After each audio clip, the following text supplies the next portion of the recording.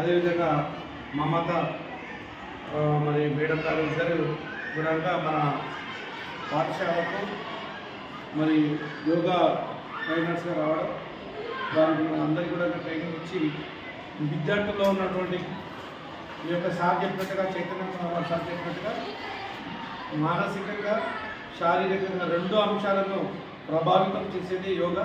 కాబట్టి యోగా వల్ల మానసిక ఉల్లాసం, తద్వారా ఆనందమైన జీవనం, అదేవిధంగా శారీరకమైనటువంటి రుగ్మతల నుంచి కూడా మరి కాపాడడానికి యోగా ఎంతో ఉపయోగపడుతుంది. యోగా వల్ల మరి అన్ని శరీరంలో ఉన్నటువంటి అన్ని జీవన క్రియలు కూడా సక్రమంగా పనిచేసి తద్వారా మన జీవన విధానంలో మరి ఆరోగ్యమైనటువంటి జీవన విధానం కొనసాగించడానికి యోగా ఎంతగానో ఉపయోగపడుతుంది.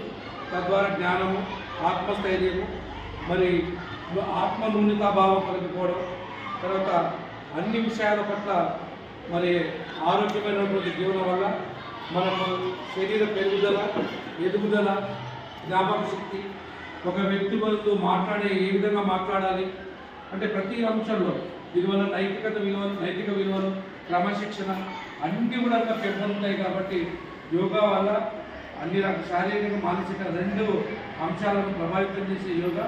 దీనివల్ల అందరికీ